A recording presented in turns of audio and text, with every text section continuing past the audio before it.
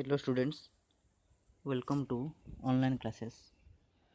तो स्टूडेंट्स आम पूर्व क्लास रे देखिथिले रासायनिक प्रतिक्रिया कले कौन बुझीबा तो सेटा आउ टिके मन पकई दूची जदि कौनसी पदार्थर किछि रासायनिक परिवर्तन घटे ताहाको आमे रासायनिक प्रतिक्रिया बोली कहि थाउ। ठीक अछि।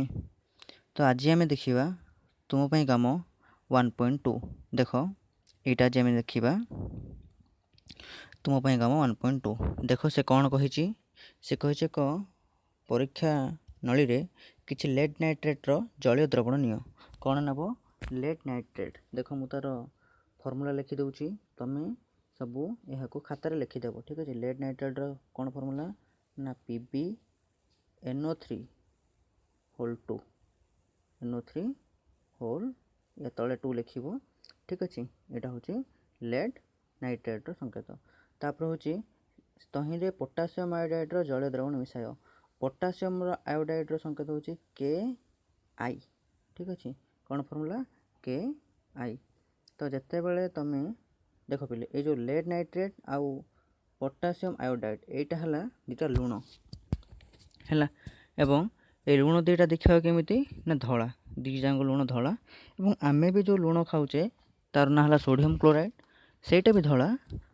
ठीक अछि। किंतु ए जो लेड नाइट्रेट पोटासियम आयोडाइड एहा को आमे खाउ ना आमे को लूण खाउ आमे खाउ सोडियम क्लोराइड। तो पिले मान देखो जत्ते बेले ए दिटा लूण तमे आनिबो एवं से दिटा लूण को देखो धळा रंग से दिटा रंग कहिली मु ताकू कोन करिवो दुइटा टेस्ट ट्यूब आनिबो। टेस्ट ट्यूब केमिति ना टेस्ट ट्यूब होउछि देखो पिले काचर हेइथिबो यू भलिया हेइथिबो हैला एमिति दिटा टेस्ट ट्यूब आनिबो दिजांग टेस्ट ट्यूब रे कोन करिवो गोटे थरे लेड नाइट्रेट मन कर ए दबा को एथरे लेड नाइट्रेट आ गोटे रे पोटासियम आयोडाइड रखिबो रखि के सेठी कोन करिवो तमे किछि पानी मिसेइबो हैला सेठी किछि मिसेइबो कोन ना सेठी किछि पानी मिसेइबो H2O। ठीक अछि। पानी रो संकेत होला H2O। ठीक अछि। सेटा मिसेइबो मिसेला परे कोन हे जिवो से लूण दिटा एथि मिसि जिवो। ठीक अछि। एटा हमें जो पानी मिसेले सेठी लूण दिटा मिसि जिवो एवं पानी रो रंग वर्णहीन सेमिति वर्णहीन देखा जिवो पिले जत्ते बेले तमे A और B को मिसेइ दबो। ठीक अछि। ए टेस्ट ट्यूब को B टेस्ट ट्यूब रे मिसेइ दबो सेई तरल पदार्थटी ताहले तमे देखिले आश्चर्य हबो तो से जो रंग हबो सेटा ना हळदिया रंग रो हे जिवो हैला एटा आश्चर्य कथा नै दिटा धळा जिंस मिसिला तो सेटा धळा हबा कथा किंतु कोन हे गला तो देखिबो सेटा पूरा हळदिया रंग रो हे जिवो। ठीक अछि। जेमिति पूरा हळदिया रंग देखा जाय सेमिति हे जो देखो जेंति हळदिया रंग एटा मु कली तो एमिति रंग पूरा हे जिवो। ठीक अछि। ताल देखो पिले कोन पे हैला एटा तो जत्ते बेले लेड नाइट्रेट पोटासियम आयोडाइड सहित मिसे सेते बेले कोन हुए ना लेड आयोडाइड हुए ए जो लेड आयोडाइड हुए सेथि पई कोन हुए ना हळदिया रंग सृष्टि हुए आ से जो हळदिया रंग जिंसटा सृष्टि होला ताहाको आमे गोटे अवक्षेप बोली कहिबा आ या विषय रे आमे आगु को भी जानिबा किंतु अवक्षेप कहले कोन ना जे कोनसी पदार्थ जल रे जदि मिसिबो नाही ताहाको आमे अवक्षेप बोली कहि थाउ। ठीक अछि। देखो पिले मु जोटा डाकुची क्वेश्चन भला डाकुची एवं तापर तार आंसर कहूची तमे माने सब सेटा कोन करबो खाता रे नोट कर देबो। ठीक अछि। तो सेटा होउची बहुत इंपोर्टेंट एवं सेटा होउची नोट सेटा पढिले भी बहुत बढ़िया मार्क तमे आनी परिबो हैला मु भाबुची तुम पई काम 1.1 तुमरो क्लियर हे गला हैला। नेक्स्ट देखिबा तुम पई काम 1.3 एठी कोन करची देखो गोटे कोनिकल फ्लास्क नेची या कमे कमे गोटे कोनिकल फ्लास्क हैला कोनिकल फ्लास्क रे कोन करची किछि लघु सल्फ्यूरिक एसिड ए देखो एटले किछि लघु सल्फ्यूरिक एसिड सेटा पकेची सेटा गोटे अम्ल हैला आ लघु सल्फ्यूरिक एसिड रो संकेत होला कोन H2SO4 कोन H2SO4 हैला तापर कोन करची सेठी किछि जिंक दाना पकेची ए देखो लिखा है ना जिंक दाना आ जिंक रो संकेत होला Zn। ठीक अछि। जिंक रो संकेत कोन Zn।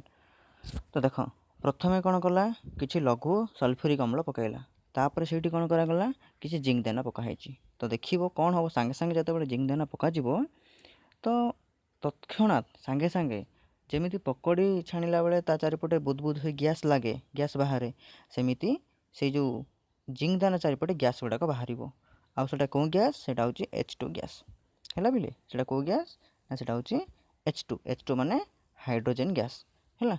तो तमे बेले बेले देखिथिबो हाइड्रोजन माने H बेले बेले H2 भी लिखा जाए कहीं कौन पार्थक्य अच्छे H आउ H2 भितर पार्थक्य कौन देख पिले H हूँ हाइड्रोजन संकेत H2 कौन ना जो हाइड्रोजन आम चारिपाखे अच्छी वायुमंडल अच्छी से H रूप में रही पारे ना सेटा कौ रूप रहे H2 रूप रुहे ठीक अच्छे जदि तुम हाइड्रोजन आण परीक्षा कर तो देख से H रूप रही ना कौ रूप रही H2 रूप ठीक अच्छे यहाँ कह जाए एटॉमिक फॉर्म आउ H2 को कह जाए मॉलिक्यूलर फॉर्म ठीक अच्छे यहाँ तुम हायर क्लास रे जान एबे एतिक ही जानी था।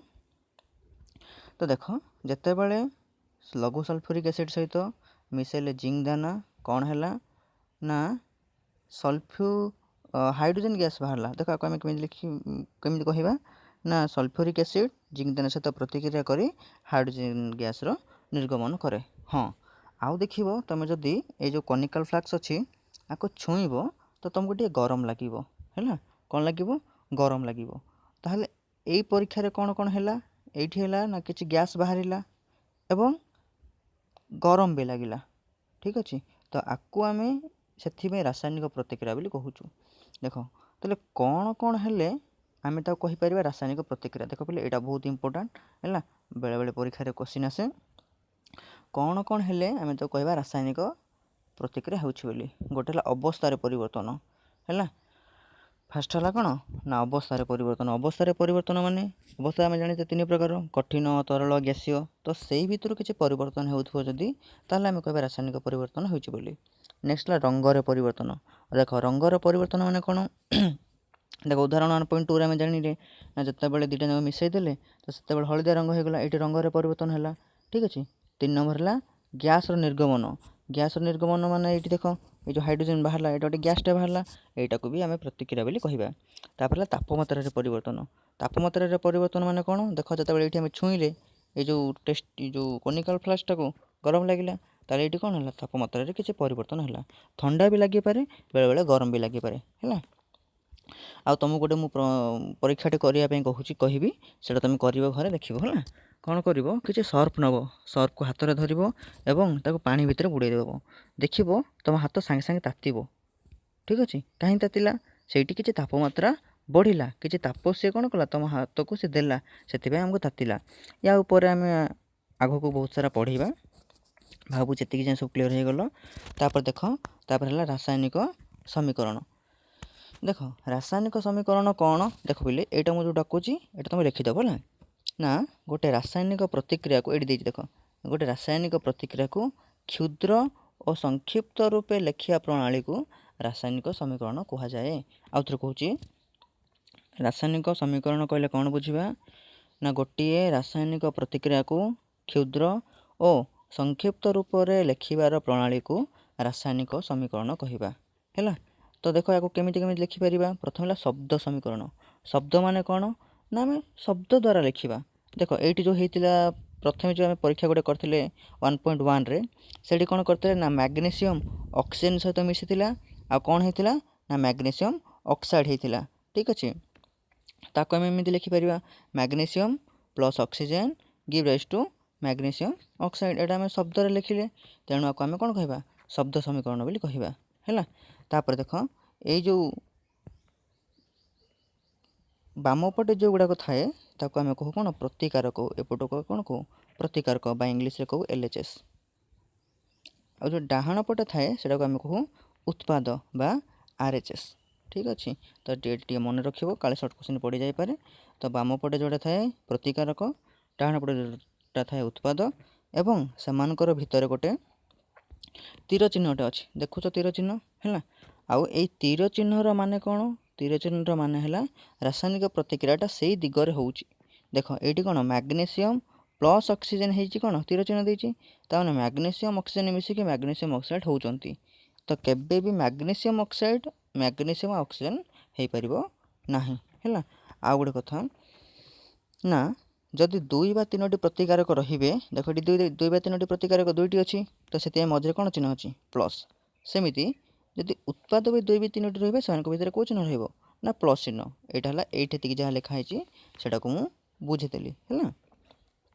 तापर देख नेक्स्ट कौन अच्छी रासायनिक समीकरण लेखिबा प्रणाली देख आमे तो सेटा देखिले शब्द समीकरण माने कौन ताको आम शब्द लिखा किंतु आहुरी भी आम चाहिए ताको संक्षिप्त करिपरिबा केमिति ना सेमानकर सब आम संकेत लिखिदबा संकेत केमिति लिखिबा देख सेठी देइथिला कौन मैग्नीशियम मैग्नीशियम आम कौन जानिचे मैग्नीशियम संकेत होची कौन ना एमजी देख एमजी लिखाई ठीक अच्छे मैग्नीशियम संकेत कौन एमजी तापर देख क्या सहित से प्रतिक्रिया कला ना ऑक्सीजन सहित क्या सहित प्रतिक्रिया कला ऑक्सीजन सहित प्रतिक्रिया करी कौन है ना एमजी ओ कौन हो गला एमजी ओ यटा को पिला आम कौन कहवा यहाँ कहवा ना संकेत द्वारा को आम समीकरण लिखिले ठीक अच्छे आपको आम कौन कहवा संकेत द्वारा समीकरण लिखिले देख आहरी गोटे भी थिला सेठी ना जितेबाला H2SO4 सल्फ्यूरिक एसिड थिला नहीं सल्फ्यूरिक एसिड सहित H2SO4 सहित आम कौन पकईले ना जिंक दाना पकईले जिंक दानार संकेत कौन जेडेन तो सी कौन होता सी हो जाता कौन ना ना ZnSO4 कौन होता ZnSO4 प्लस H2 प्लस कौन हो जाता सी H2 ये जो H2टा होता यहाँ गैस रूप से बाहरी है तो या ऊपर आम आहरी भी आगू आलोचना करवा ठीक अच्छे तो आम नेक्स्ट क्लास रे देखा केमिति रासायनिक समीकरण को आम समतुल करवा ठीक अच्छे ये जाए तुम नोट कर ठीक अच्छे धन्यवाद।